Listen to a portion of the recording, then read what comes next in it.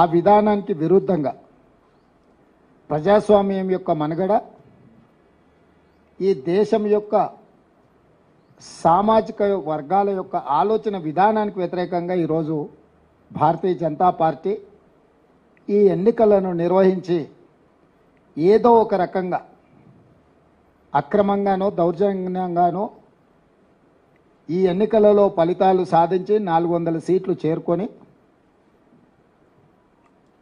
రాజ్యాంగం యొక్క ప్రాథమిక సూత్రాల మీదనే దాడి చేయాలని కంకణబద్దులై ఈరోజు నరేంద్ర మోడీ గారు, అమిత్ షా గారు దేశం నలుమూలల తిరుగుతూ అన్ని రకాల వ్యవస్థల్ని, సంస్థల్ని వినియోగించి దాడి చేస్తున్నారు ముప్పేట. ఈ అంశాలను పరిగణలోకి తీసుకున్న తర్వాతనే కాంగ్రెస్ పార్టీ ఒక స్పష్టమైన ఆరోపణ భారతీయ జనతా పార్టీ మీద చేస్తున్నది.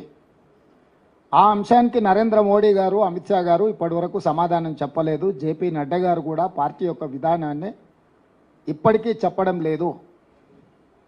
ఆనాడు డాక్టర్ బాబాసాహెబ్ అంబేద్కర్ గారి నేతృత్వంలో రచించిన రాజ్యాంగంలో రిజర్వేషన్లను 3 విధాలుగా చేర్చడం జరిగింది. 1 రాజకీయపరమైన రిజర్వేషన్, 2 ఉద్యోగ నియామకాలలో రిజర్వేషన్, 3 విద్యలో రిజర్వేషన్. ఈ 3 రకాలైన రిజర్వేషన్లను రాజ్యాంగము ఎస్సీ ఎస్టీలకు ప్రాథమిక హక్కుగా ఇవ్వడం జరిగింది. వీటితో పాటు 15% ఎస్సీ రిజర్వేషన్ను, 7.5% ఎస్టీల రిజర్వేషన్లను కూడా కేటగారికల్గా వాళ్ళకి ఇవ్వాల్సిన శాతాన్ని దేశం యొక్క జనాభాను దృష్టిలో పెట్టుకొని ప్రాథమికంగా ఒక అంచనాకు వచ్చి ఈ రిజర్వేషన్లను అమలు మొదలు పెట్టడం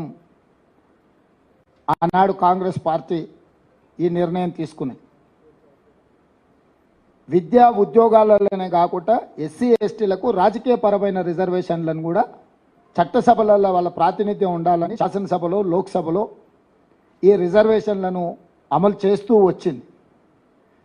1978లో ఆనాటి రాష్ట్రపతి గారు బీసీ ఓబీసీలకు కూడా రిజర్వేషన్లు ఇవ్వాలన్న ఆలోచనతోటి బీపీ మండల్ నేతృత్వంలో మండల్ కమిషన్ ఏర్పాటు చేయడం జరిగింది.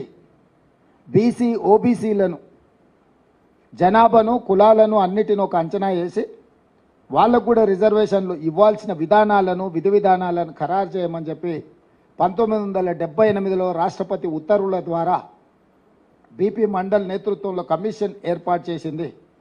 బీపీ మండల్ కమిషన్ దేశంలో దాదాపుగా 3000 పైగా కులాలను, ఉపకులాలను, ప్రాంతాలను ఎన్నో రకాలుగా సమాచారాన్ని సేకరించి చివరగా 1990లో 27% బీసీ ఓబీసీ రిజర్వేషన్లను అమలు చేసే నిర్ణయాన్ని వీపీ సింగ్ గారు తీసుకోవడం జరిగింది. బీపీ మండల్ కమిషన్ 52% బీసీల జనాభాను నిర్ధారిస్తూ 27% రిజర్వేషన్లను వాళ్ళకి ఇవ్వడానికి వారు ఇచ్చిండ్రు. ఆ కమిషన్ నివేదికను వీపీ సింగ్ గారు ప్రధానమంత్రి ఉన్నప్పుడు 1990లో దాన్ని అమలు చేస్తూ ఉత్తర్వులను జారీ చేయడం జరిగింది. ఆనాడు ఆర్ఎస్ఎస్ అనుకూలమైన వర్గాలు ఈ రిజర్వేషన్లను వ్యతిరేకిస్తూ పూర్తి స్థాయిలో దేశంలో ఉన్నత వర్గాలకు అండదండగా నిలబడి వెన్నుదన్నుగా నిలుచుని మండల్ కమిషన్కు వ్యతిరేకంగా దేశం మొత్తము ఒక ఉధృతమైన ఉద్యమానికి పరోక్షంగా నాయకత్వం వహించిండ్రు. అదే సందర్భంలో న్యాయస్థానంలో కూడా వీటిని సవాల్ చేస్తే న్యాయస్థానము 9 మంది జడ్జిలతో కూడుకున్న ధర్మాసనము మండల్ కమిషన్ ఇచ్చిన తీర్పును ఆమోదిస్తూ ఎస్సీలకు 15%, ఎస్టీలకు 7.5%, 22.5% పోను 27% విద్యా ఉద్యోగాలలో బీసీ ఓబీసీలకు రిజర్వేషన్లు ఇవ్వండి అని తీర్పు ఇవ్వడమే కాకుండా వర్టికల్గా 50% మించకూడదు అనే నిబంధనను కూడా ఆ రోజు ఇంద్రసాహాని వర్సెస్ యూనియన్ ఆఫ్ ఇండియా కేసులో స్పష్టమైన తీర్పు ఇవ్వడం జరిగింది. అంటే సుప్రీంకోర్టు బీసీ ఓబీసీ రిజర్వేషన్లకు కూడా మండల్ కమిషన్ సిఫార్సులను అనుమతిస్తూ వర్టికల్గా 50% మించకూడదనే నిబంధన పెడుతూ ఆ విధంగా కాంగ్రెస్ పార్టీ తీసుకున్న బీసీ ఓబీసీ రిజర్వేషన్లు కూడా సంపూర్ణంగా సుప్రీంకోర్టు ఆమోదంతో ఆ రిజర్వేషన్లు అమలుకు వచ్చినాయి. బీసీ ఓబీసీలకు చట్టసభలల్లో రాజకీయపరమైన రిజర్వేషన్లు లేవు, కానీ ఎస్సీ ఎస్టీలకు ఏ రకంగా అయితే విద్యా ఉద్యోగాలలో రిజర్వేషన్లు ఉన్నాయో బీసీ ఓబీసీలకు కూడా ఆ రిజర్వేషన్లు అమలు జరిగినాయి.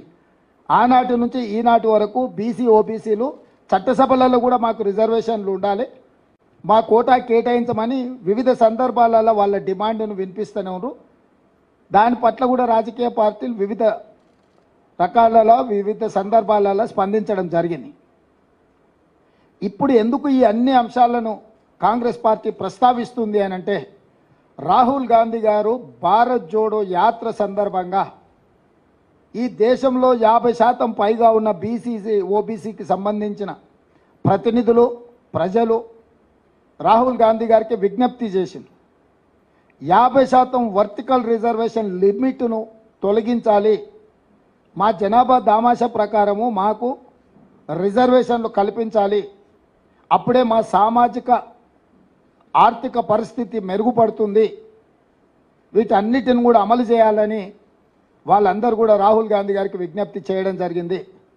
ప్రజలలో తిరిగి కన్యాకుమారి నుంచి కశ్మీర్ వరకు పాదయాత్ర చేసి 150 రోజులు 4000 కిలోమీటర్ల పాదయాత్రలో రాహుల్ గాంధీ గారు ప్రజల నుంచి వచ్చిన డిమాండును సూచనను దృష్టిలో పెట్టుకొని స్పష్టంగా ఏ రాష్ట్రంలో మా ప్రభుత్వం ఉంటే ఆ రాష్ట్రంలో తప్పకుండా మేము బీసీ జనాభాలను లెక్కించి నిధుల కేటాయింపుల్లో రిజర్వేషన్ల విషయంలో చట్టం చేస్తామని చెప్పిండు. కేంద్రంలో అధికారం వచ్చిన ఎంబడే బీసీ జనాభాను లెక్కించి ఓబీసీ జనాభాను లెక్కించి 50% పరిమితానికి లోబడిన రిజర్వేషన్లను కూడా తొలగించి 50% పైబడి కూడా బీసీ ఓబీసీలకు కూడా రిజర్వేషన్లు కల్పించడమే కాకుండా ఎస్సీ ఎస్టీలు ఎంత జనాభా ఉన్నారో అంత జనాభా ప్రాతిపదికన వాళ్ళకు కూడా రిజర్వేషన్లు ఇస్తాము అని చెప్పి రాహుల్ గాంధీ గారు చెప్పారు. దాంట్లో భాగంగానే భారతదేశం యొక్క ఎక్స్రే అంటే ఒక మనిషిని ఎక్స్రే తీస్తే లోపల ఏమేమి ఉన్నాయో అన్నీ చూడడానికి వైద్యుడికి అవకాశం ఉంటుందో భారతదేశం యొక్క ఎక్స్రే తీసి జనాభాను లెక్కించి జనాభా దామాషా ప్రకారం ఎస్సీ ఎస్టీ బీసీ ఓబీసీ రిజర్వేషన్లు అమలు చేయడమే కాకుండా నిధులను కేటాయిస్తామని చెప్పి ఒక స్పష్టమైన విధానాన్ని రాహుల్ గాంధీ గారు చెప్పడం జరిగింది. ఇది మా విధానం. మరి ఇప్పుడు బీజేపీ విధానం ఏంది? 1925లో ఆర్ఎస్ఎస్ను మొదలుపెట్టినప్పుడు వాళ్ళు ఒక నిర్ణయం తీసుకున్నారు. 100 సంవత్సరాల లోపు ఈ దేశాన్ని హిందూ దేశంగా ప్రకటిస్తామనేది ఒక నిర్ణయం. స్వతంత్రం వచ్చిన తర్వాత కాంగ్రెస్ పార్టీ అమలు చేస్తున్న రిజర్వేషన్లను రద్దు చేసి రిజర్వేషన్లు లేని దేశాన్ని ఏర్పాటు చేస్తామనేది రెండవది. ఈ రెండు విషయాలలో అన్ని రకాలుగా వాళ్ళు ఒక ప్రయత్నం చేస్తున్నారు. మూడవది, ఈ మధ్యలో నరేంద్ర మోడీ అమిత్ షాకు తోడైనరు ఇద్దరు, అదానీ అంబానీ. వీళ్ళు కార్పొరేట్ పెట్టుబడిదారులు. ఆనాడు ఈ దేశాన్ని ఆక్రమించుకోవడానికి ఈస్ట్ ఇండియా కంపెనీ మొట్టమొదట గుజరాత్ సూరత్లో ప్రవేశించింది. సముద్రం పక్కన సంసారం మొదలుపెట్టిన ఈస్ట్ ఇండియా కంపెనీ అక్కడి నుంచి కొంచెం కొంచెంగా జాతుల మధ్యలో ప్రాంతాల మధ్యలో వైరం సృష్టించి రాజ్యాలను ఆక్రమించి అఖండ భారతదేశాన్ని మొత్తాన్ని తమ గుప్పిట్లో పట్టుకొని కొన్ని వందల సంవత్సరాలు ఈస్ట్ ఇండియా కంపెనీ బ్రిటిష్ సామ్రాజ్యాన్ని ఏర్పాటు చేసుకున్నారు. ఇవాళ అదే సూరత్ నుంచి బయలుదేరిన అదానీ ఈనాటి ప్రధానితో కలిసి రిజర్వేషన్లను రద్దు చేసే కుట్రకి ఆర్ఎస్ఎస్ 1925 మొదలుపెట్టినప్పుడు 100 సంవత్సరాలు ఏదైతే టార్గెట్ పెట్టుకున్నారో 2025కు 100 సంవత్సరాలు పూర్తి కాబోతుంది. 2025 లోపల రాజ్యాంగాన్ని సమూలంగా మార్చి ఆర్ఎస్ఎస్ భావజాలంతో రాజ్యాంగాన్ని సవరించాలన్న ఆలోచనతోటి ఈరోజు అమిత్ షా నరేంద్ర మోడీ గారు దేశ సార్వభౌమాధికారం మీద దాడి చేస్తున్నారు. రాజ్యాంగాన్ని సమూలంగా మార్చాలని కంకణం కట్టుకొని రాజ్యాంగాన్ని మార్చాలి అంటే 2/3 మెజారిటీ కావాలి. అంటే 3/2 మెజారిటీ వాళ్ళ సొంతంగా ఉంటే ఇక మిగతా ఇతర రాష్ట్రాలలో శాసనసభలో తీర్మానాన్ని బెదిరించైనా ఆమోదింపజేయడానికి అన్ని రకాలుగా ప్రణాళికలు రచించి ఈరోజు ఎన్నికల బరిలో దిగి 400 సీట్లు గెలుస్తాము, 400 సీట్లు కావాలి అంటున్నారు. ఇస్ బార్ 400 పార్ అనేది ఎందుకు అని అంటే రాజ్యాంగాన్ని పూర్తిగా సమూలంగా మార్చివేసి రిజర్వేషన్లను రద్దు చేసి ఈ భారతదేశాన్ని రిజర్వేషన్ రహిత దేశంగా మార్చాలన్న ఆలోచనతోటి ఈరోజు వాళ్ళు మన మీద దాడి చేస్తున్నారు. నరేంద్ర మోడీ, అమిత్ షా ఈ దేశ మూలవాసులైన దళితులు, గిరిజనులు, బీసీ, ఓబీసీల మీద సర్జికల్ స్ట్రైక్ చేస్తున్నారు. ఈ సర్జికల్ స్ట్రైక్కి ఈ ఎన్నికలను క్షేత్రంగా వాళ్ళు ఈరోజు నిర్ణయం తీసుకున్నారు. దేశం అత్యంత ప్రమాదం వైపు వేగంగా ప్రయాణం చేస్తుంది. రాజ్యాంగం యొక్క మూల స్తంభాలైన రిజర్వేషన్ల ప్రక్రియ నుంచి సోషల్ ఫ్యాబ్రిక్ని అంతా కూడా దెబ్బతీసి ఈరోజు ఈ రకమైన కుట్ర జరుగుతుంది. ఈ కుట్రను తిప్పికొట్టడానికి మేము ప్రయత్నం చేస్తుంటే రాహుల్ గాంధీ గారి మీద అమిత్ షా, నరేంద్ర మోడీ గారు అసలు ఏ రకమైన దాడులు చేస్తున్నారంటే కాంగ్రెస్ పార్టీ అధికారంలోకి వస్తే హిందువుల ఆడబిడ్డల మెడలో ఉన్న తాలి పుస్తలు కూడా గుంజుకుంటారు, మీ ఆస్తులను గుంజుకొని ఇతరులకు పంచిపెడతారు, మీకు 2 ఇళ్ళు ఉంటే 1 ఇల్లు గుంజుకుంటారు. ఇట్లాంటి విచక్షణారహితమైన ఆరోపణలు చేయడమే కాకుండా బాధ్యతారహితంగా ఒక ప్రధానమంత్రి, కేంద్ర హోంశాఖ మంత్రిగా ఈరోజు వాళ్ళు మాట్లాడుతున్నారు. ఈ భారతదేశంలో ఎక్కడైనా సాధ్యమవుతుందా? తండ్రి ఆస్తి కొడుక్కి ఇవ్వాలంటే కూడా తండ్రి విరాసత్ ఇస్తే తప్ప ఆస్తుల బదిలీ జరగడం లేదు.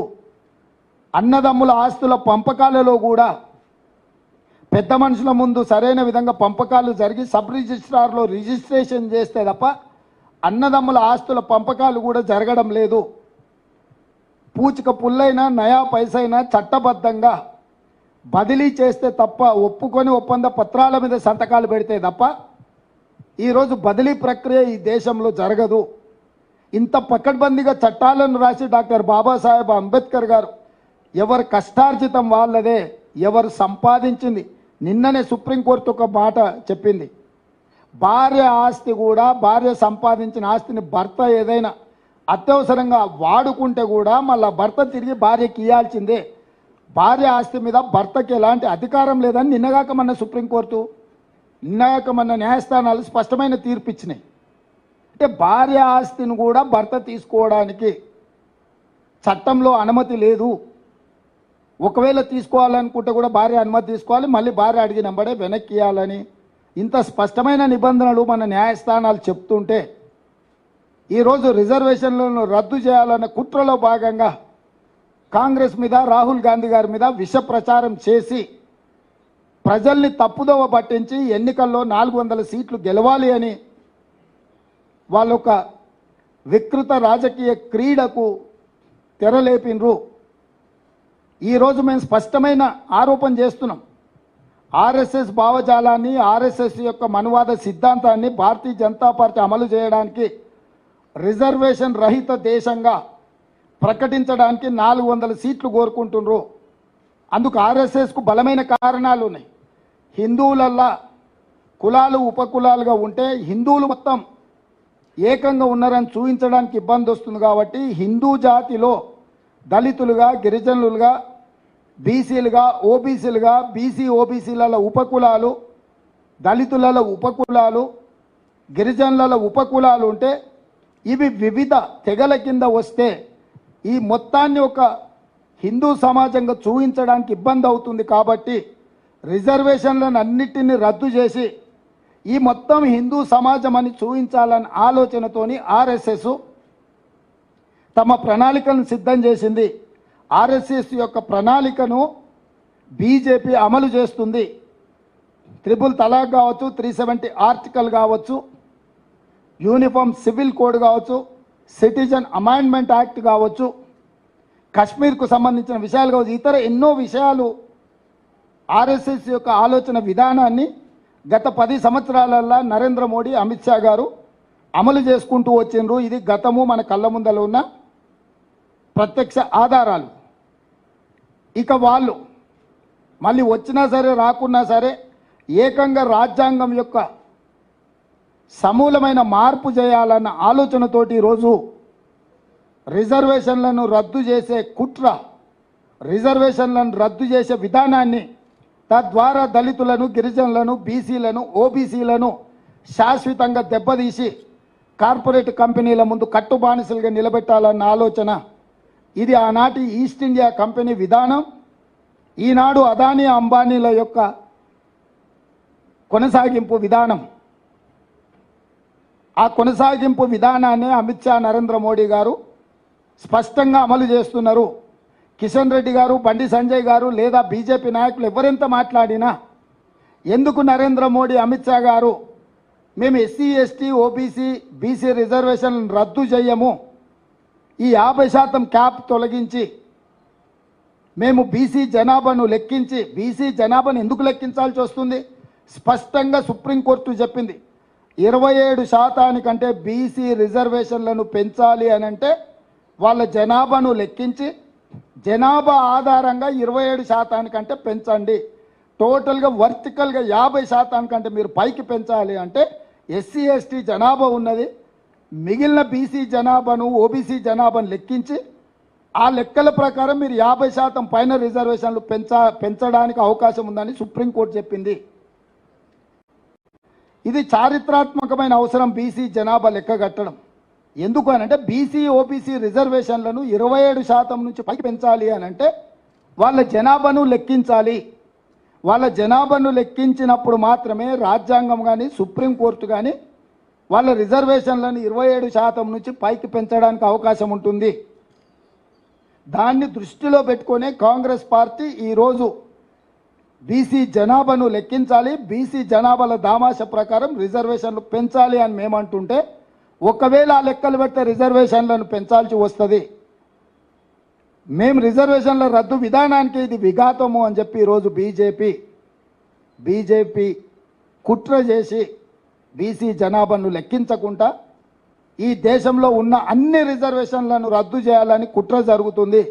ఎక్కడ కూడా ఈరోజు వరకు ఏ రాష్ట్రంలో కూడా నరేంద్ర మోడీ గారు, అమిత్ షా గారు ఎస్సీ, ఎస్టీ, బీసీ, ఓబీసీ రిజర్వేషన్లు రద్దు చెయ్యము, వాళ్ళ జనాభా దామాష ప్రకారం రిజర్వేషన్లు పెంచుతామని ఎక్కడ కూడా మాట్లాడడం లేదు. ఈరోజు మేము చేసే ఆరోపణ మీద కూడా ఎక్కడ కూడా వాళ్ళిద్దరు స్పందించడం లేదు. స్థానిక నాయకులు ఏదేదో కల్లిపల్లి కబుర్లు చెప్పుకుంటా తిప్పుకుంటూ వచ్చి ఏదో ఒక విధంగా ఈ ఎన్నికల్లో బయటపడితే చాలన్న విధంగా ఆపద మొక్కులు మొక్కుతున్నారు.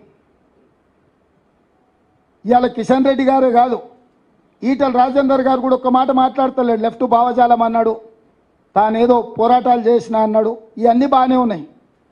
ఈరోజు జరుగుతున్న దాడి మీద, రాజ్యాంగాన్ని మార్చే విధానం మీద ఎందుకు కిషన్ రెడ్డి గారు, ఈటల రాజేందర్ గారు, బండి సంజయ్ గారు మాట్లాడడం లేదు అంటే వాళ్ళకి తెలుసు స్పష్టంగా వాళ్ళ పార్టీ యొక్క విధానం. ఎంతసేపు ఉన్నా తప్పించుకోవాలన్న ఆలోచనలే ఉన్నారు తప్ప ఇది తప్పు, ఈ రిజర్వేషన్లను మేము రద్దు చేయము, మేము నరేంద్ర మోడీతో, అమిత్ షాతో చెప్పిస్తామని ఎందుకు చెప్పడం లేదు? నిన్నటికి నిన్న సిద్దిపేటకు అమిత్ షా గారు వచ్చారు, ఎందుకు ఒక్క మాట అయినా మాట్లాడిండా? వారు రాకంటే ముందు నుంచే మేము స్పష్టమైన ఆరోపణ చేస్తున్నాం. ఒక రాష్ట్ర ముఖ్యమంత్రిగా, పార్టీ అధ్యక్షుడిగా స్పష్టమైన నిర్దిష్టమైన ఆరోపణ బీజేపీ మీద నేను చేస్తున్నా. ఈ రాష్ట్రానికి వచ్చే ఏ బీజేపీ నాయకుడైనా మొట్టమొదట ఉన్న రిజర్వేషన్లను రద్దు చేయము, జనాభా లెక్కించి బీసీ, ఓబీసీ రిజర్వేషన్లు పెంచుతామని ఎందుకు బీజేపీ చెప్పడం లేదు? సరే, వీళ్ళు ఒక రకం. చంద్రశేఖరరావు ఈ విషయాన్నే మాట్లాడతలేడు. ఆయన ప్రపంచంలో అన్నీ మాట్లాడుతున్నాడు. అమలాపురం నుంచి అమెరికా వరకు మాట్లాడుతున్నాడు, చంద్రమండలం నుంచి చింతమడక వరకు మాట్లాడుతున్నాడు. కానీ బీజేపీ చేస్తున్న కుట్ర గురించి మాత్రం మాట్లాడతలేడు. రిజర్వేషన్లు రద్దు చేసే ఆలోచనను బీజేపీని ప్రశ్నించడం లేదు. గతంలోనే చంద్రశేఖరరావు గారు రాజ్యాంగాన్ని మొత్తం రద్దు చేసి కొత్తది రాసుకోవాలన్నాడు. ఎవరి ఆలోచన ఇది? రాజ్యాంగాన్ని రద్దు చేసి కొత్తది రాసుకునేది ఆర్ఎస్ఎస్ విధానమే కదా. ఇవాళ చంద్రశేఖరరావు స్వయంగా భావజాలానికి ప్రభావితమైందా, లేకపోతే జైల్లో ఉన్న బిడ్డకు బెయిల్ కోసము ఈరోజు ఎస్సీ ఎస్టీ బీసీ ఓబీసీ రిజర్వేషన్లను తాకట్టు పెట్టి బీజేపీకి సహకరిస్తున్నాడా? చంద్రశేఖరరావు గారు కూడా తన విధానాన్ని ప్రకటించాలి. నేను స్పష్టంగా సూటిగా చంద్రశేఖరరావును డిమాండ్ చేస్తున్నా. ఎస్సీ ఎస్టీ బీసీ ఓబీసీ రిజర్వేషన్లను రద్దు చేయాలన్న భారతీయ జనతా పార్టీ విధానం మీద బీఆర్ఎస్ విధానం ఏంది? ఒకవేళ మీ విధానము రిజర్వేషన్ల రద్దును వ్యతిరేకిస్తే మీ పోరాట కార్యాచరణ ఏంది? బీజేపీకి వ్యతిరేకంగా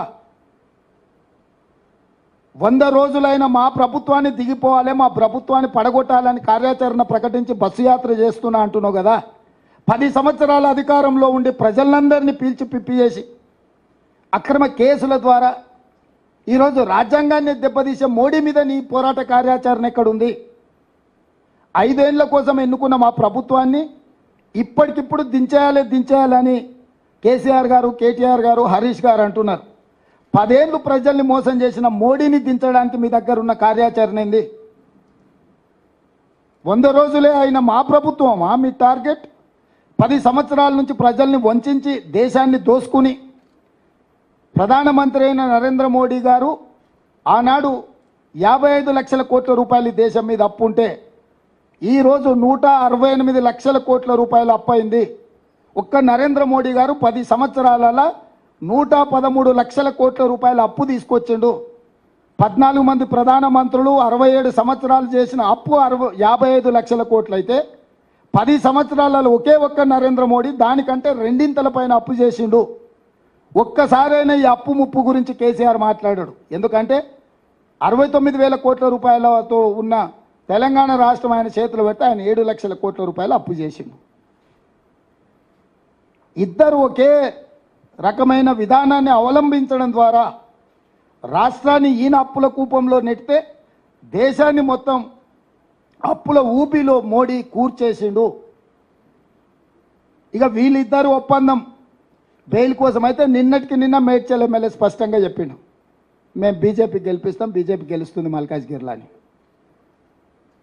ఇంకా కూడా కేటీఆర్కు మరి సోయి ఉందా లేదా ఇవాళ మాట్లాడుకుంటా అసలు అప్పటికప్పుడు ఉన్న పలంగా నిజంగానే బీజేపీతో వీళ్ళకి వైరం ఉంటే మల్లారెడ్డిని పార్టీలకు వెళ్ళి సస్పెండ్ చేయాలి. బహిరంగంగా ప్రజల ముందు బీజేపీ అభ్యర్థిని అలై బలై చేసుకొని ఆయనే గెలుస్తాడని ఆయనకు సహకరిస్తుంటే ఆయన అసెంబ్లీ నియోజకవర్గం ఉన్న ప్రాంతంలో మేడ్చల్ ఎమ్మెల్యే మీద చర్యలు తీసుకోకపోను ఈరోజు కేటీఆర్ సమర్థించడం దేనికి సూచన? నేను మొదటి నుంచి చెప్పిన 5 పార్లమెంటు నియోజకవర్గాలను తాకట్టు పెట్టినరు బీజేపీకి బీఆర్ఎస్ వాళ్ళని. పోయినసారి నేను ఎంపీగా నిలబడ్డప్పుడు మల్కాజ్గిరిలో 31 సమావేశాలు పెట్టిండు కేటీఆర్ నన్ను ఓడించాలని. ఇవాళ ఇప్పటి వరకు ఒక్కటి పెట్టిండు, కార్యకర్తల సమావేశం అని చెప్పి పెట్టి ఆర్ఎల్ఆర్ను పిలిచి నీకు పైసలు ఇచ్చేది లేదు, నీకేమైనా ఆస్తి ఉంటే అమ్ముకో అని చెప్పిండు.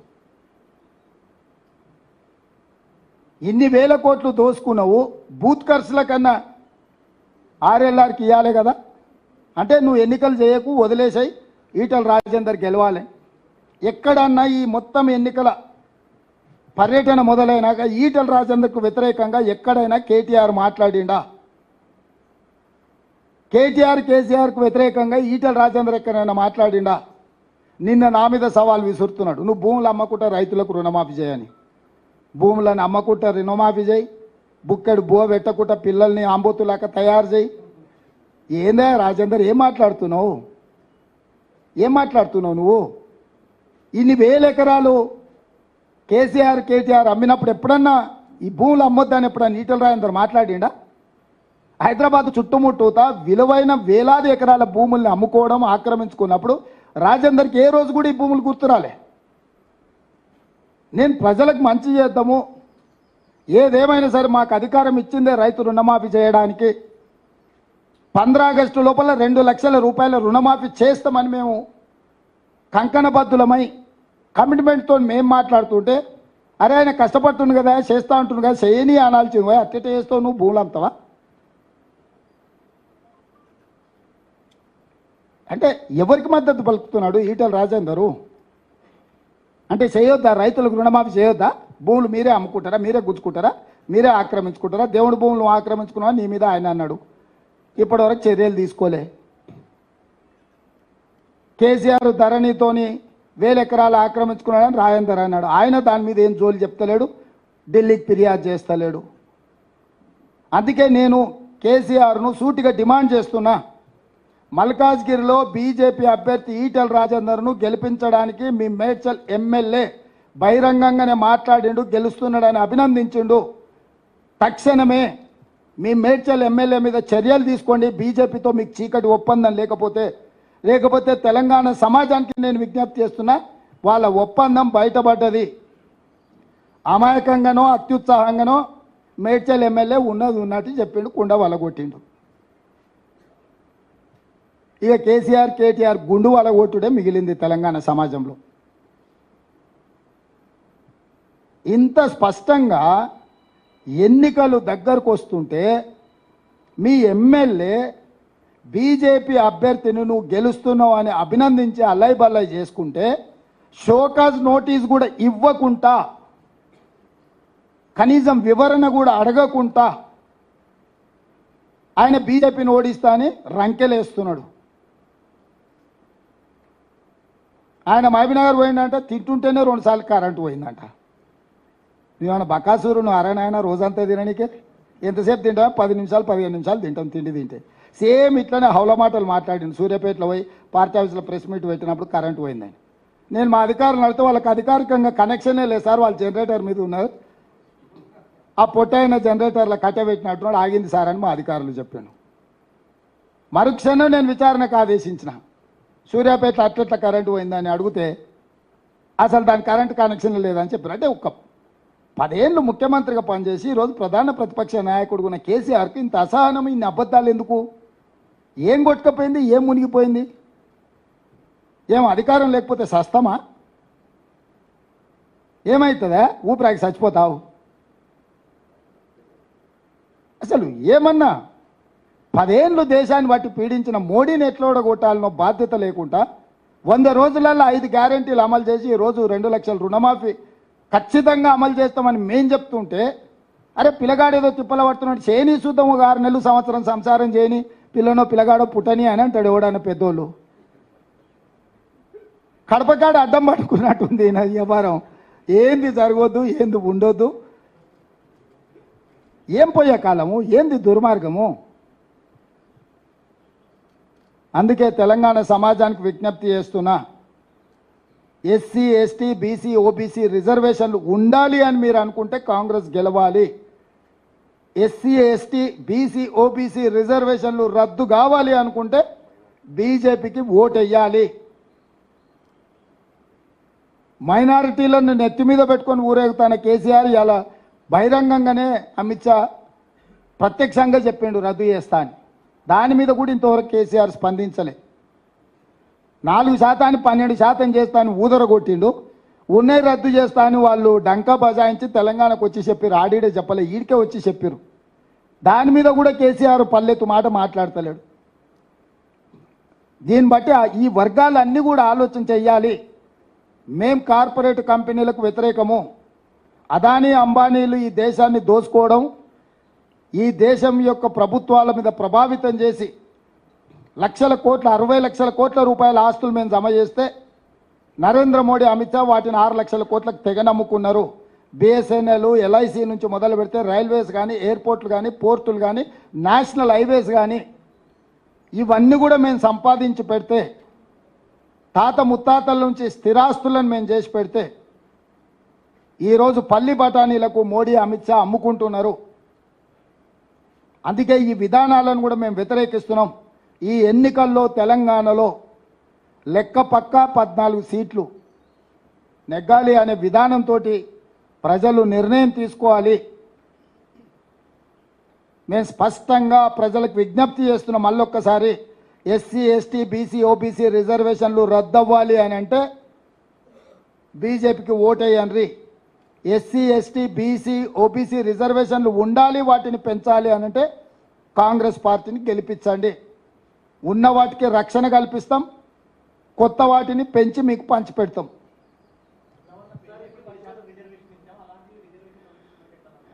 ఇప్పుడు అదే కుట్ర అంటున్నా. ఆ రోజు మేము చట్టసభలలో ఉన్నాం కాబట్టి వాటిని మెడలోంచి తీసుకొచ్చినాం. ఈరోజు 400 సీట్లు వస్తే ఎవరితోనే అవసరం లేదు, రద్దు చేయాలనే విధానం. గతంలో కూడా 2 సార్లు బీజేపీ 13 నెలలు ఒకసారి 5 సంవత్సరాలు ఒకసారి వాజ్పేయి గారు ఉన్నారు. ఆ రోజు ఈరోజు పోయినసారి రద్దు చేసినాం. ఎందుకు రద్దు చేయలే అంటే వాళ్ళ దగ్గర బ్రూటల్ మెజారిటీ ఉన్నప్పుడు వాళ్ళ రహస్య ఎజెండాను అమలు చేస్తారు. ఆ రహస్య ఎజెండాను ఒకవేళ నిజంగానే మీరు చెప్పిందే నిజం అనుకుందాం, ఎందుకు నరేంద్ర మోడీ అమిత్ షా దేశ ప్రజలకు మాట ఇస్తలేరు? బీసీ జనాభా లెక్క కడతాం, రిజర్వేషన్లు పెంచుతాం, ఓబీసీలకు పంచుతామని ఎందుకు అమిత్ షా నరేంద్ర మోడీ చెప్పడం లేదు? ఇప్పుడు స్పష్టం కదా, నరేంద్ర మోడీ గారు అమిత్ షా గారు స్పష్టంగా వేదికల మీద నుంచి బీసీ జనాభా లెక్క కట్టి సుప్రీంకోర్టు తీర్పుకు అనుకూలంగా రిజర్వేషన్లు పెంచుతాం, పేదలకు పంచుతాం అని ఒక మాట చెప్తే అసలు ఈ అనుమానాలకే తావులేదు కదా. మీ ఎన్నికల మేనిఫెస్టోలన్నా పెట్టాలి కదా. ఇది ఎన్నో విషయాలు ప్రస్తావించారు, అబద్ధాలన్నీ ఎందుకు ఎన్నికల మేనిఫెస్టోలో పెట్టలేదు? పోనీ ఇప్పుడు చెప్పమని కిషన్ రెడ్డిని, బండి సంజయ్, ఈటల రాజేందర్ బీసీ జనాభా లెక్క కట్టి రిజర్వేషన్లు పెంచుతారా పెంచరా?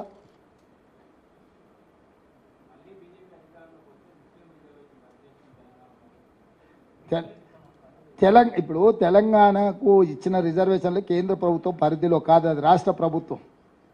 రాష్ట్ర ప్రభుత్వంలో 2004లో కాంగ్రెస్ అధికారంలోకి వచ్చినప్పుడే అమలు చేసిండ్రు. ఈరోజు కాంగ్రెస్ రాష్ట్ర ప్రభుత్వంలో ఉన్నది. ఇప్పుడు వాళ్ళు రద్దు చేస్తానే మొత్తం రిజర్వేషన్లనే, మొత్తానికే కొండనాలికకు మంది అయితే ఉన్ననాలిక కూడా ఊడిపోయిందని మొత్తాన్ని మొత్తం కొట్టే ముందర ఇదంతా ఏందనేది వాళ్ళు ఒకటొకటిగా రహస్య ఎజెండా బయట పెడుతున్నారు.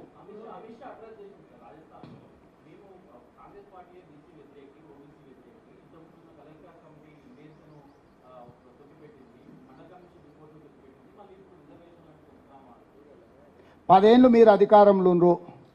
కాంగ్రెస్ పార్టీ మంచి చేసిందో చెడు చేసిందో ప్రజలు తీర్పిచ్చి నరేంద్ర మోడీ అమిత్ షా గారికి అధికారం ఇచ్చిండ్రు. వాటన్నిటిని మీరు అమలు చేస్తే అయిపోయి ఉండే కదా. ఇప్పుడు ఈ చర్చ ఎందుకు? 10 సంవత్సరాలు బ్రూటల్ మెజారిటీ వాళ్ళ దగ్గర ఉండే, 300 పై సీట్లు వాళ్ళ దగ్గర ఉన్నాయి కదా. ఇన్ని బిల్లులను చట్టసభలో ఆమోదించుకున్న వాళ్ళు ఇప్పుడు ఏదైతే కాంగ్రెస్ మీద ఆరోపణలు చేస్తుర్రో వాటిని వాళ్ళు అమలు చేస్తే అయిపోయేది కదా. పోనీ అది కూడా పక్కన పెట్టు. ఈరోజు మీరే 3వ అధికారం వస్తుంది అంటున్నారు కదా, మీరు ఏమేమి అమలు చేస్తారో ప్రజలకు చెప్పండి. ఇప్పుడు ప్రతిపక్షంలో హోదా కూడా లేని మా మీద మీకెందుకు ఆరోపణ? మళ్ళీ కూడా రాదంటున్నారు కదా మీరు. వాళ్ళ లెక్క ప్రకారం కేసీఆర్ నరేంద్ర మోడీ లెక్క ప్రకారం మేము 40 సీట్లు దాటం. అవునా? ఇదే కదా వాళ్ళిద్దరు చెప్తున్నది. 40 సీట్లు దాటనలో మేమైతే అమలు చేయలేం కదా. 400 వచ్చే సీట్లు బీఆర్ఎస్ బీజేపీ 400 సీట్లు వచ్చినప్పుడు ఏమేమి అమలు చేస్తారో ప్రజలకు స్పష్టమైన హామీ ఏమంటున్నా నేను. మీ విధానాన్ని, మీ విధాన పత్రాన్ని ప్రకటించమని అడుగుతున్నాము.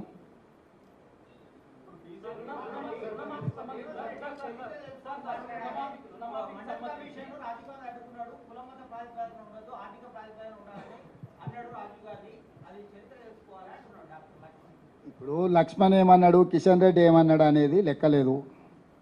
వాళ్ళు ఏంది దొడ్డి దగ్గర కాపలా ఉండేటోళ్ళే తప్ప లోపలికి పోయేటోళ్ళు కాదు. లోపల ఉన్నోళ్ళు ఏం చెప్తున్నారో లెక్కకు తీసుకోండి. లోపల ఉన్నోళ్ళు స్పష్టంగా రద్దు చేస్తామంటున్నారు. రద్దు చేయకపోతే లోపల పెత్తనం చెలాయించే వాళ్ళతోని మీ విధానాన్ని ప్రకటింపజేయమని అడుగుతున్నాం మేము.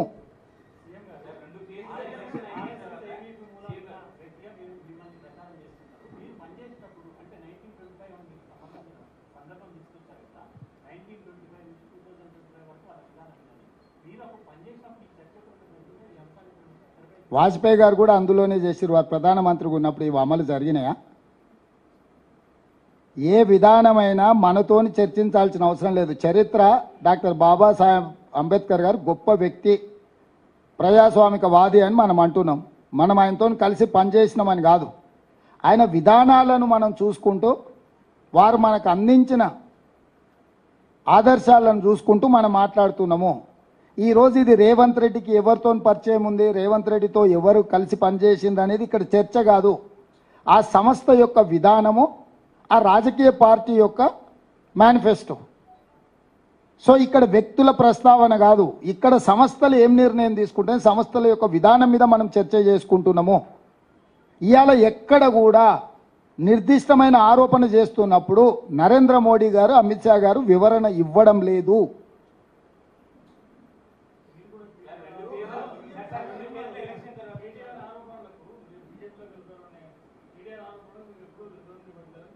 నేను కేటీఆర్ను అంత సీరియస్గా తీసుకొని నీకు ఎప్పుడో చెప్పిన మేనేజ్మెంట్ కోట వాడు పిల్లగాడు పొద్దుపోయినప్పుడు వచ్చినప్పుడల్లా ఏదో ఒకటి మాట్లాడతాడని. కేసీఆర్ మాట్లాడితే డెఫినెట్గా మాట్లాడతా.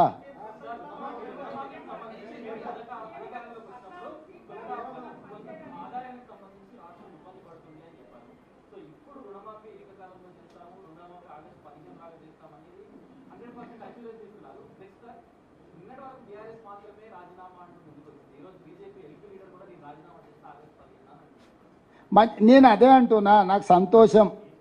సిద్దిపేటకు ఇంకా మిగతా ఎవరెవరు రాజీనామాలు చేస్తారో ఆ ప్రాంతాలకు పట్టిన శని పీడ విరగడవుతుంది. 15 ఆగస్టు లోపల రుణమాఫీ చేసి తీరుతా. జూబ్లీహిల్స్లో ఉన్న పెద్దమ్మ సాక్షిగా నేను మీకు మాట ఇస్తున్నా. ఒకవేళ ఎవరైనా దీని మీద నమ్మకం లేని మీడియా మిత్రులు కూడా ఎవరైనా రాజీనామా చేస్తామంటే కూడా మంచిదే.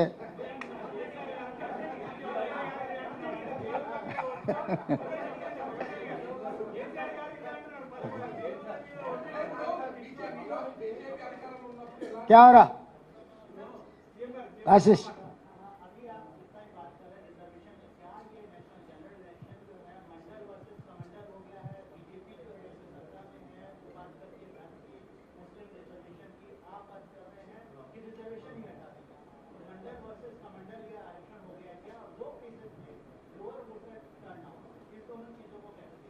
मैं एक बात साफ साफ कहना चाहता हूं, इस देश की प्रधानमंत्री और गृह मंत्री रिजर्वेशन हटाने के लिए बहुत सारे कोशिश कर रहे, साजिश कर रहे, क्योंकि उनके जो मदर ऑर्गेनाइजेशन है राष्ट्रीय स्वयंसेवक संघ, उनके आइडियोलॉजी, उनके फिलॉसफी है इस देश में बिना रिजर्वेशन इस देश को चलाने के लिए उन लोगों का सोच धारा है. इसीलिए आज वो आरएसएस के जितने भी triple talaq, 370 article, citizen amendment act, uniform civil code, जितने सारे उन लोगों का जो एजेंडा था पूरा इस लोकसभा में 16th एंड 17th लोकसभा में बिल्स पास किए नरेंद्र मोदी जी और अमित शाह. अब बच गए एक ही, रिजर्वेशन हटाने का. वो 18 लोकसभा में 400 सीट जीतकर 2/3 मेजॉरिटी लेकर और रिजर्वेशन निकालने के लिए ये लोग इसीलिए आज पूरा देश में घूम घूम कर इस बार 400 पार. भाई सरकार चलाने के लिए आपको सिंपल मेजॉरिटी बस है 272. पिछले बार 300, 302, 303 मिला हुआ है. अभी 400 इसीलिए पूछ रहे कि 2/3 मेजॉरिटी लेकर रिजर्वेशन हटाने के लिए. हम लोग सीधा सीधा भारतीय जनता पार्टी के ऊपर आरोप लगा रहे कि आप लोग रिजर्वेशन हटाने वाले हैं, इसीलिए बीसी ओबीसी जनता की गिनती आप खिलाफ कर रहे, क्योंकि मंडल कमीशन रिकमेंडेशन के हिसाब से supreme court 9 members bench, constitutional bench 8 judgement दिया हुआ है. अगर 27% से ओबीसी बीसी रिजर्वेशन बढ़ाना है तो पहले जनाभा की गिनती करो, उसके बाद आप रिजर्वेशन बढ़ा दो. 50% वर्टिकल रिजर्वेशन से अगर आगे जाना है तो बीसी ओबीसी जनता को गिनती करने के बाद ही करने के लिए पाबंदी लगाए सुप्रीम कोर्ट ने. इसीलिए कांग्रेस पार्टी, राहुल गांधी जी ये वादा किया हर प्रदेश में कांग्रेस पार्टी सत्ता में है तो प्रदेश में हम बीसी ओबीसी का जनता गिनती करेंगे. केंद्र में सरकार बनाते ही पूरा ओबीसी बीसी का जनता गिनती कर कर वो हिसाब से हम रिजर्वेशन बढ़ाने के लिए वादा किए. इसीलिए भारतीय जनता पार्टी डर गए. जो आरएसएस का एक्चुअल आइडियोलॉजी जो शुरुआत की है 1925 में आरएसएस डॉक्टर केशवराव बलिराम हेगडेवर 100 इयर्स में इस देश को हिंदू देश बनाने का और आज़ादी मिलने के बाद जो रिजर्वेशन दिया हुआ है डॉक्टर बाबा साहेब आम्बेडकर, उसके बाद आरएसएस ने रिजर्वेशन हटाने का अमेंडमेंट कर लिए. 100 साल अभी 2025 पूरे होने वाले हैं. 100 साल 100 साल के अंदर जो बात की है वो लागू करने के लिए आज कोशिश कर रहा है. इसीलिए इस देश जनता को जागरण होने का मौका आ गया. ये काली सरकार बनाने के लिए, सरकार चलाने के लिए कोशिश नहीं कर रहे। इस देश लूटकर अदानी अंबानी को बांटने के लिए कोशिश नहीं कर रहे। इस देश को और संविधान को बदलाने के लिए साजिश चल रहे। इसको रोकने का जिम्मेदारी हर नवयुवता के ऊपर है। इसीलिए हम लोग कोशिश कर रहे हैं याद दिलाने के लिए इन लोगों के सोच धारा कैसे है, ये लोग आगे क्या करने वाले हैं। आप सब लोग सोचकर इस देश में क्या होने वाले है पूरा सोचकर आप वोट दे दीजिए। कभी भी पोलिंग परसेंटेज कहीं कम हो रहा बोले तो सरकार के ऊपर नाराज है तो लोग पोलिंग परसेंटेज, क्योंकि भरोसा टूट गए सरकार के खिलाफ अगर लोग कुछ बोले तो पोलिंग परसेंटेज में दिखता है। इसीलिए मेरे ख्याल से जहां सेकंड फेज ऑफ पोलिंग जो कम हुई उसके जिम्मेदारी नरेंद्र मोदी अमित शाह उठाना है।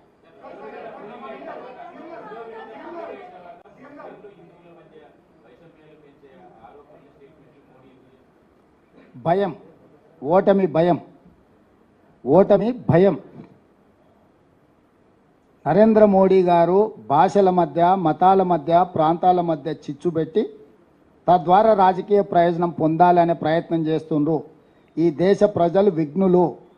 తరతరాలుగా మన మధ్యలో ఉన్న సత్సంబంధాలు నరేంద్ర మోడీ గారు పెట్టే భయానికి లొంగరు.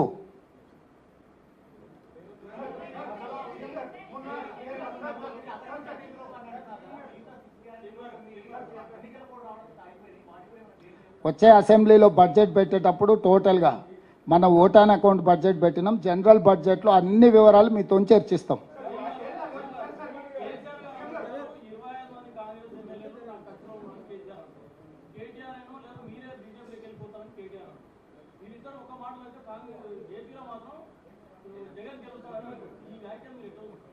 అంటే వాళ్ళ చపల చిత్తము, వాళ్ళ యొక్క భయము, లేకపోతే అవగాహన రాహిత్యము ఈ మాటలను బట్టి మనం చూడొచ్చు. అసెంబ్లీలో సమస్యల మీద చర్చిద్దామంటే చంద్రశేఖరరావు పారిపోయిండు. కానీ ఓ టీవీ స్టూడియోలో కూర్చొని 4 గంటలు రాసుకోర సాంబా అన్నట్టుగా అడిగేటోడు ఆయనోడే, చూపించేటోడు ఆయనోడే, రాసుకునేటోడు ఆయనోడే. ఏందా ఇది? ఎంత బాధ్యతారహితంగా వ్యవహరిస్తున్నాడు ఈ రాష్ట్రంలో ప్రధాన ప్రతిపక్ష నాయకుడు. రోజుల కొద్దీ సభ పెట్టి సమస్యల మీద మాట్లాడుకుందాం, మీ అనుభవంతో వాటి పరిష్కారానికి సూచనలు చేయండి అని ప్రభుత్వం ఒకవైపు ఆహ్వానిస్తుంటే తూచి నేను రానని చెప్పి టీవీ స్టూడియోలో కూర్చొని సొల్లు పురాణం అంతా మాట్లాడుతున్నాడు. మా తాతలు నేతులు తాగినరు, మా మూతుల వాసన చూడండి, తినడానికి తిండి లేదు కానీ మా మీసాలకు మాత్రం సంపెంగ నూనె అసలు తగ్గని అది ఆయన ఏంది ప్రౌడ్ టు బి ఆయన దొరా అనే ఏందో ఇంగ్లీష్లో మాట్లాడినట్టున్నాడు. వెలమ దొరగా ఉండడానికి ఆయన గొప్పగా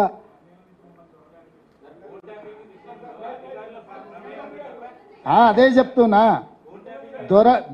దొరలని పిలుస్తుర్రు కాబట్టి బండకేసి కొట్టిర్రు, ఇంకా కూడా బల్పు తగ్గలే. మంచిది, అట్లనే కానీ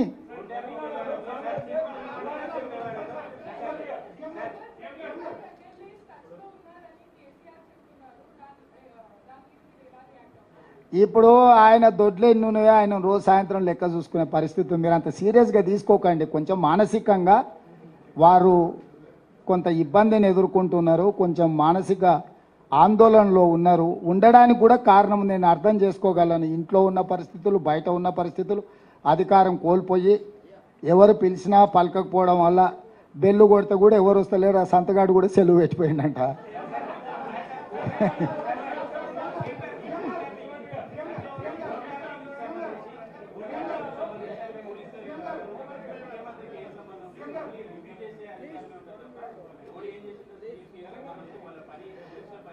నాకు తెలియదు, ఇంకా దాని మీద పూర్తి వివరాలు నేను తీసుకోలేదు. తప్పకుండా ఆ వివరాలను కూడా బడ్జెట్ సమావేశాల సందర్భంగా విచారణ పూర్తి చేసి అధికారులు నివేదిక ఇచ్చిన తర్వాత మాత్రమే నేను మాట్లాడగలను. ఎందుకంటే బాధ్యత కలిగిన ముఖ్యమంత్రిగా హోంశాఖ కూడా నా దగ్గరనే ఉంది. విచారణ జరుగుతున్నప్పుడు అర్ధాంతరంగా ఆదరబాదరగా ఎవరి మీదనో ఆరోపణ చెయ్యాలనో ఎవరినో గందరగోళపరచాలన్న ఆలోచన నాకు లేదు. అధికారులు విచారణ చేస్తుర్రు. ఏం జరిగింది, ఏం జరగబోతుందని అధికారులు నాకు నివేదిక ఇచ్చే వరకు నేను ఎలాంటి స్పందన ఈ టెలిఫోన్ ట్యాపింగ్ విషయంలో చెప్పదలుచుకోలేదు.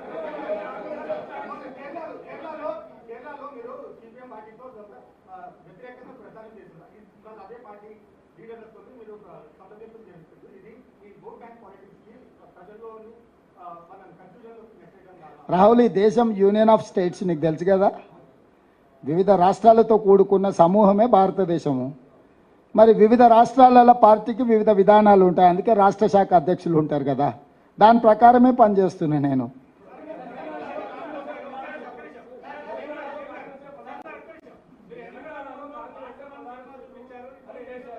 కేసీఆర్ డెఫినెట్గా అంటాడు, ఎందుకంటే మోడీని మెప్పించాలి, అమిత్ షాను ఒప్పించాలి బిడ్డ బెయిల్ కోసం. తెలంగాణ రాష్ట్రం ఇచ్చి ఆంధ్రప్రదేశ్లో పార్టీ దాదాపుగా కనుమరుగైపోయి కేంద్రంలో అధికారం కోల్పోయి ఇక్కడ ప్రజల ఆకాంక్ష నెరవేర్చిన సోనియా గాంధీ కాంగ్రెస్ పార్టీ ప్రధాన శత్రువు అంటున్నాడంటే చంద్రశేఖరరావు గారి యొక్క ఆలోచన విధానం ఏందో మీరు అర్థం చేసుకోండి. ఈరోజు ఆయన ఎంతసేపు ఉన్నా రావణాసురుడు తపస్సు చేసి ప్రత్యక్షం చేసుకున్నట్టు ఈరోజు ఆయన ఎంతసేపు ఉన్నా అమిత్ షా మోడీని ప్రత్యక్షం చేసుకోవడానికి తపస్సు చేస్తున్నాడు. కాంగ్రెస్ను విమర్శిస్తేనో కాంగ్రెస్ వ్యతిరేకంగా పనిచేస్తేనో వాళ్ళు ప్రత్యక్షమవుతారని ఆయన ఒక ఆలోచనతోని కాంగ్రెస్ పార్టీని తిడుతున్నాడు. అంటే కాంగ్రెస్ పార్టీని తిట్టడానికి తెలంగాణ రాష్ట్రం ఇవ్వడమే కారణమా, లేకపోతే ఎస్సీ ఎస్టీ బీసీ ఓబీసీ రిజర్వేషన్లు ఇవ్వడం కారణమా? ఏం కారణం కాంగ్రెస్ను తిట్టడానికి? ఇప్పుడు ఆయన మోడీని ఒప్పించే ఆలోచన తప్ప ఇంకేదైనా ఒక్క కారణం చూపించండి కాంగ్రెస్ను విమర్శించడానికి. 10 సంవత్సరాలు వైఫల్యం చెందిన ప్రధానమంత్రి, దగా చేసిన ప్రధానమంత్రి, దేశాన్ని అప్పుల ఊబిలో ముంచేసిన ప్రధానమంత్రి నరేంద్ర మోడీ గారు అక్కడుంటే ఆయన గురించి మాట్లాడకుండా 100 రోజుల్లో 5 గ్యారెంటీలను అమలు చేసి 30,000 ఉద్యోగాలు ఇచ్చి బీసీ జనాభా లెక్కలు పెట్టి మెగా డిఎస్సి నోటిఫికేషన్ ఇచ్చి పబ్లిక్ సర్వీస్ కమిషన్లో గ్రూప్ 1 ఉద్యోగాలు 564 నోటిఫికేషన్ ఇచ్చి ఇన్ని సమూలమైన మార్పులు తీసుకొచ్చి ఈరోజు వరి మొత్తం 7,000 చిల్లర కొనుగోలు కేంద్రాలు తెరిచి రైతులు పండించిన ప్రతి చివరి గింజ వరకు కొనుగోలు చేస్తున్న మమ్మల్ని ఈరోజు చంద్రశేఖరరావు గారు విమర్శిస్తున్నాడంటే అసలు ఆయన ఏ రకమైన వైఖరులు ఉన్నాడో ఆయన మానసిక స్థితిని మీరు అర్థం చేసుకోండి.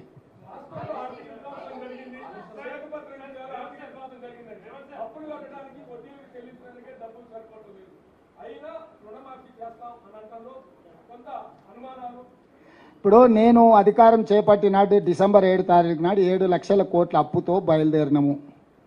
ఆ రోజు నుంచి మొన్న 7 తారీఖు వరకు ఏప్రిల్ 1 వరకు 26,000 పైచిలుకు కోట్ల రూపాయలు కేసీఆర్ చేసిన అప్పు కట్టినము.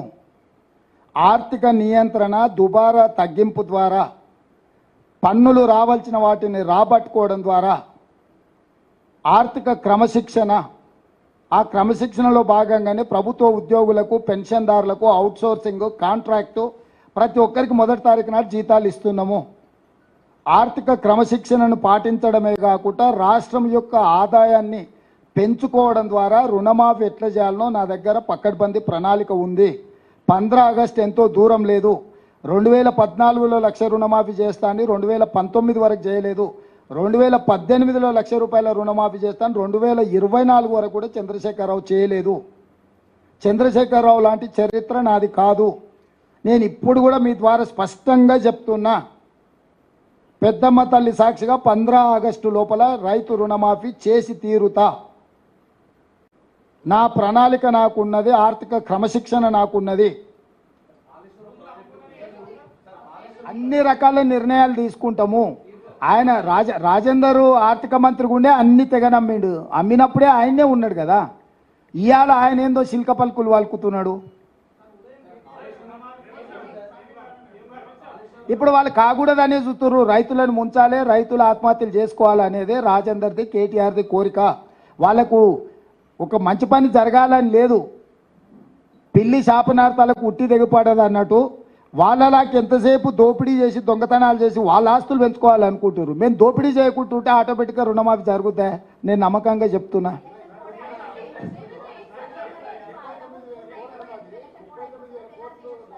ఇక ఆయన అన్నీ చెప్తాడమ్మా, ఆయన ఏమైంది, ఆయన పాయింట్ ఎందుకు వేసుకున్నాడమ్మా, డ్రాయర్ మీద ఎందుకు తిరుగుతలేడు? ఎందుకు తిరుగుతలేడు?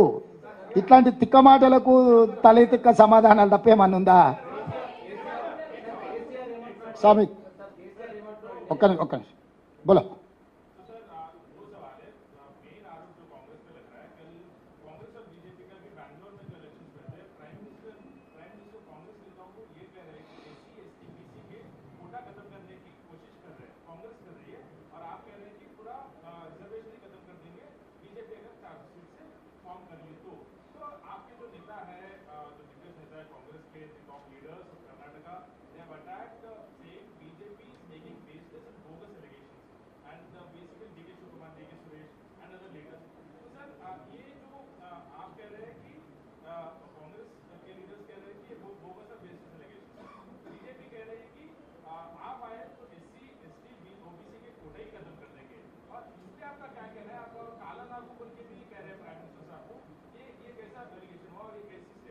मैं साफ है हमारे सोचधारा, हम इलेक्शन मैनिफेस्टो में हम दिखा दिए। मतलब आगे हमारे सरकार बने तो हम क्या करने वाले हैं सबके सामने हम लोग हमारा मैनिफेस्टो आपके सामने रख दिए। आप उसके आधार पर आप वोट देने के लिए सोचो। भारतीय जनता पार्टी ये बात नहीं कह रहा है, हमारे खिलाफ इल्जाम लगाने में लग गए, आरोप हमारे खिलाफ लगाने में लग गए। आपका सोचधारा क्या है? आपका इलेक्शन मैनिफेस्टो क्या है? पिछले 2 बार आप इलेक्शन मैनिफेस्टो दिया हुआ है, कुछ अमल हुआ क्या? तो Bharatiya Janata party hidden agenda के बारे में कुछ कह रहा ही नहीं, तो उल्टा इल्जाम लगा के चुनाव जीतने के लिए कोशिश करे। कर्नाटक में भी वही हुआ, मध्य प्रदेश में भी वही हुआ, राजस्थान में भी वही हुआ है। तो अमित शाह और नरेंद्र मोदी जी झूठ बोलकर इस बार चुनाव जीतने के लिए कोशिश कर रहा है।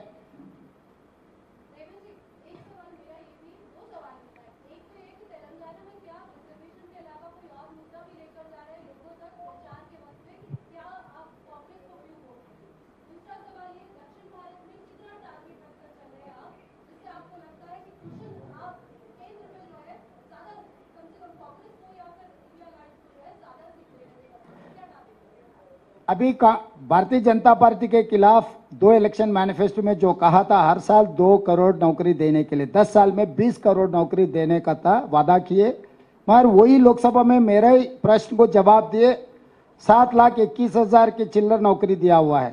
इसका मतलब 1% भी नहीं दिया हुआ है।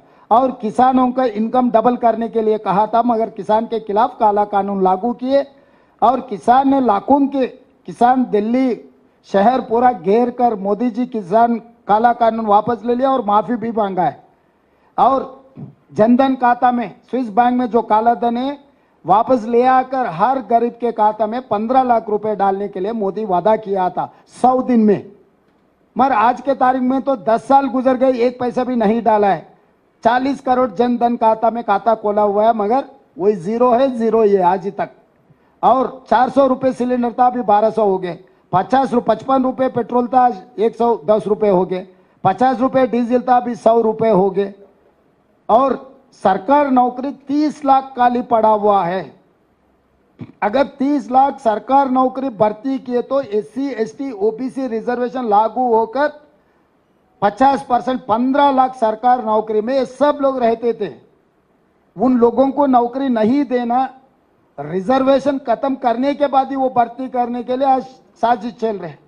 इसीलिए मोदी जी सरकार नौकरी भी भर्ती नहीं किए। आज 30 लाख खाली पड़ा हुआ है। आपको भी मालूम है केंद्र सरकार में 30 लाख नौकरी खाली पड़ा हुआ है। साउथ के बारे में 130 केरला, तमिलनाडु, आंध्र प्रदेश, तेलंगाना, कर्नाटक एंड पुदुचेरी 130 सीट है। ये सबसे केरला में 0, तमिलनाडु में 0, आंध्र प्रदेश में मिले तो 1 नहीं तो 0, कर्नाटक में मिलेगा 10-12, तेलंगाना में 2-3 मिलते, शायद वो भी मिलते नहीं मिलते। 130 में ज़्यादा से ज़्यादा 10 से 15 भारतीय जनता पार्टी को मिलने वाले हैं। बाकी का इंडिया अलायंस को 100 के ऊपर सीट मिलने वाले हैं साउथ से। आप हिसाब किताब देखो, मैं बोलने का कोई ज़रूरी नहीं है। तो साउथ इंडिया से कांग्रेस पार्टी इंडिया अलायंस को 100 के ऊपर सीट मिलने वाले हैं। और राजस्थान में भी कल चुनाव हुआ था, क्या हाल है आप देखो। तो इसीलिए इस बार नरेंद्र मोदी जी हार मानना ही पड़ेगा। जैसा केसीआर दिसंबर में हार मान लिए, पैसे वो पहले वो भी यही कह रहा था 100 सीट जीतने वाले हैं, मैं बोला था वो गिरने वाले हैं, आपने यकीन नहीं किए, हो गया। अभी 400 बोल रहे मोदी जी, देखेंगे कहाँ के रुकेगा उनका गाड़ी।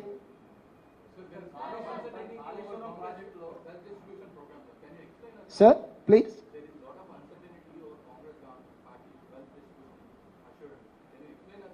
Yeah, why not? It's a simple philosophy. Whatever government in India is getting income, we wanted to distribute poorest of the poor. That is what our policy. We are not going to take any individual property. Again, I'm assuring you, every individual is having their constitutional protection. No one can snatch anyone's property, including father property, son cannot snatch. Brother property, younger brother cannot snatch. Husband property, wife or wife property, husband cannot snatch. The constitutional protection is there. It is very simple, our stand, our agenda, our future plan is, it is very simple. We wanted to increase wealth in the government of India. We wanted to distribute that wealth equally, poorest of the poor, SC, ST, BC and OBC and women and minority. We wanted to distribute equally. But whereas BJP agenda is, it is very simple. They wanted to give only 2 persons who is close associates of Pradhan Mantri and Griha Mantri, Adani, Ambani, and 1 or 2 more corporates from Gujarat. So they have given 30 lakh crores bank loans waived for corporate sector. So how come BJP is going to claim